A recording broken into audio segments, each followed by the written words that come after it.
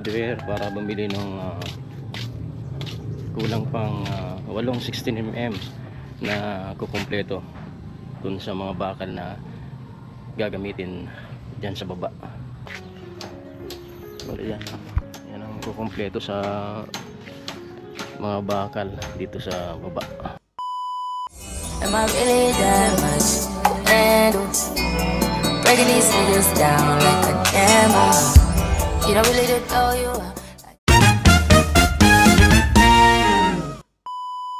So gagawin niya at magandang araw. Ito na po yung pang 12 araw po na paggawa dito sa bagong project ni Gwen sa harap ng bahay niya. At dumating na po sila dito, sila Kuya Carpenter at yung team niya, at kasalukuyang gumagawa na sila ngayon. Ang ginagawa nila ay magbabaklas at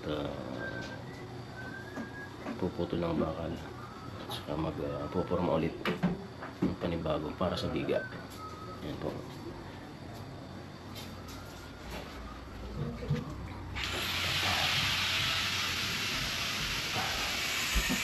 Tingnan po natin yung ginagawa nila.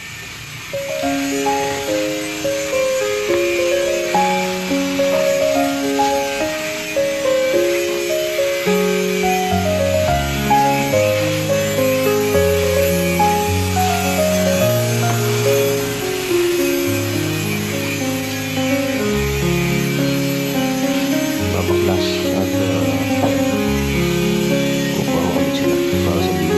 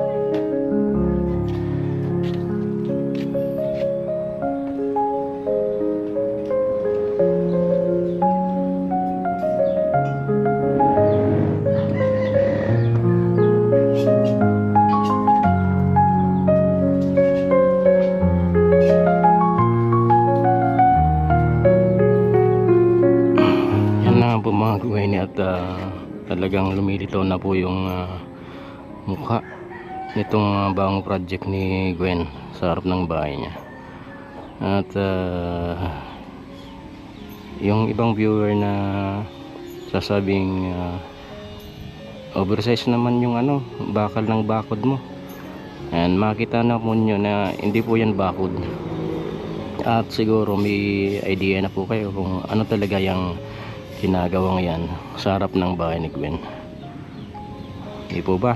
Palibot ng poste, hindi naman pwedeng bakod yan. O pwede na rin sabihin nating bakod, kasama na yan. Kasama na yan dyan.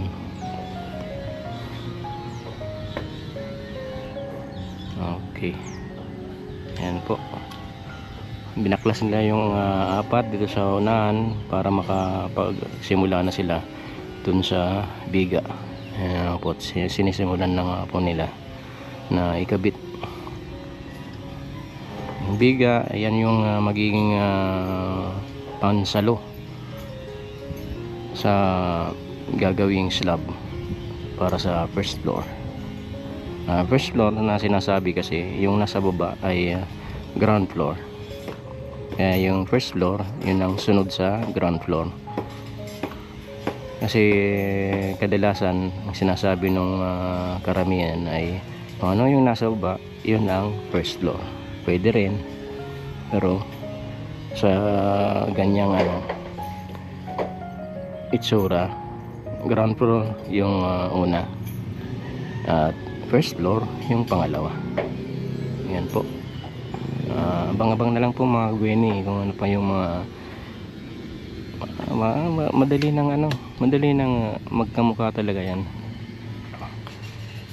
Madali na lumilitaw na kung ano talaga yung gagawin diyang project. Yan po. At abang-abang lang po mga Gwenny para masubaybayan nyo po kung ano talaga ang project na yan. Balik na po ako dun sa baba. Kinuhanan ko lang ng clip kasi medyo nagandahan ako sa pag alis ng forma. Napakakinis ng mga poste. Kasi base na rin yan dun sa ginagamit na plywood. Kasi kung gagamit lang ng ordinaryong plywood, siguro yan, lolobo yan. Kasi yung manipis na plywood ay pag nagbasa lumulobo. Pero yung gamit nila ngayon, yung crocodile, 1/2. Matibay yan na pangporma, kaya ganyan niya po yung kinalabasan. Maganda.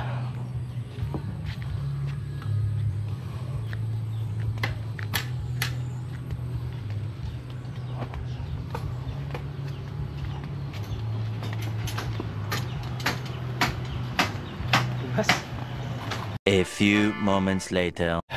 Mga Gwenny, at pupunta ako ngayon sa hardware para bumili ng kulang pang 16mm na kukumpleto dun sa mga bakal na gagamitin dyan sa baba. Kasi yung bilang ni Mr. Carpenter is 48 pieces. Yung 16mm nabili ko pa lang 40, kaya may 8 pang natitira. Kaya yun ang bibilin ko ngayon dun sa hardware para makumpleto na yung kasi gagamitin yun sa biga. Siya yung kukumpleto sa biga, yung kakulangan ng kulang na bakal. Kasi yung iba nakalatag na poste, tie beam. Ngayon pino-workout nila yung biga. At kailangan makompleto yon. Okay, bibiyahin muna tayo mga Gwenny, puntang hardware San Vicente, Punagua Builder. Bibiyahin ko Punagua Builder sa San Vicente. Nandito na po ako mga Gwenny sa Punagua Builder.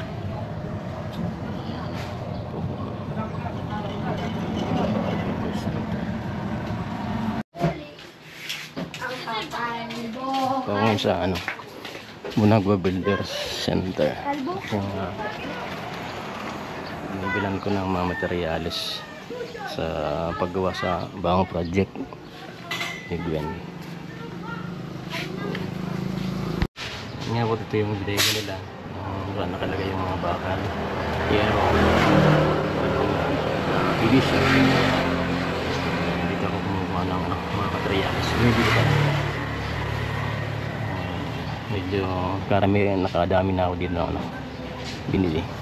Kasi ito yung mas pinakamura yung mga materials dito kumpara sa ibang hardware na talagang masyado nang mataas na presyo ng nila materials.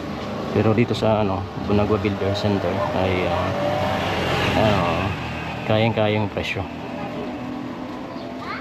Kaya nga kung halimbawa sarado yung ibang hardware ay nakapanginayang sarado to kasi yung bukas yung iba, kakapanginayang din kasi yung presyo. No choice hindi bilhin yung mabibilin sa mataas na presyo. Kaya nga pag talagang sinasamantala kung pagbukas to, ito talaga ako bumibili.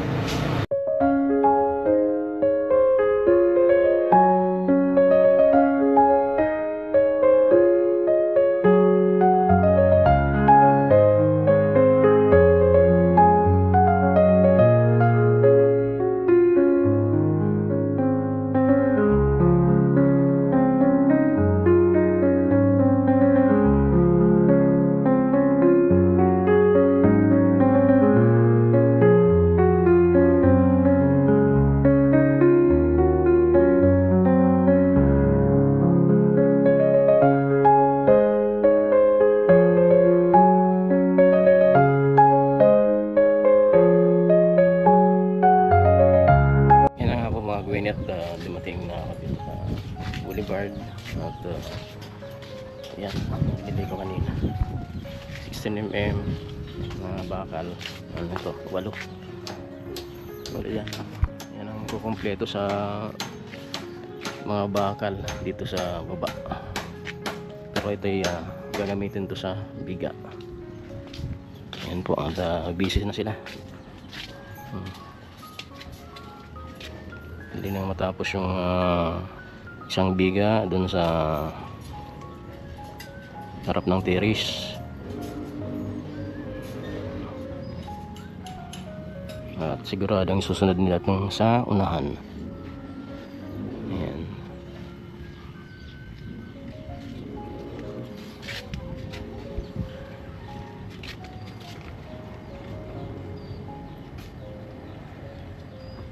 Ano na muna yung sabi ni Kuya Carpenter, kompleton muna nila yung biga, tapos ayun na, pupormahan na nila, baka sa isang araw o bukas yung buhos, kasi pa yan yung kahoy, yung mga tukod yun ang medyo mabutingting. Kasi kailangan ng suporta yung mga yung forma na biga, kailangan may tukod yan. Kaya baka sa isang araw ko magbubuhos, kasi kukumplituin muna yung bakal tsaka yung forma.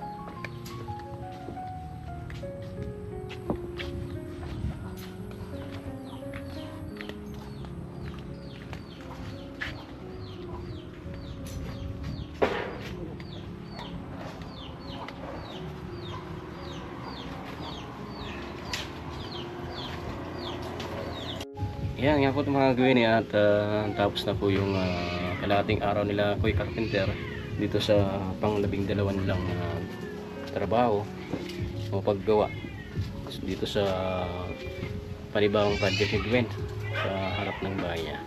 At ayan, tanggal na yung yung mga forma at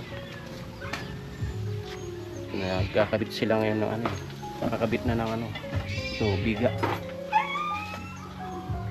kinukumpleto pa tong isa. Yun. At yung sa kabila naman nasimulan na, kukumpletuhin mamaya. Tapos yan, dito naman sa sa gitna at sa gilid. Ewan ko lang kung matapos nila yan yung mamayang hapon. At bukas siguro pupurma na nila yan at baka mabuhusan na nila. Yan po.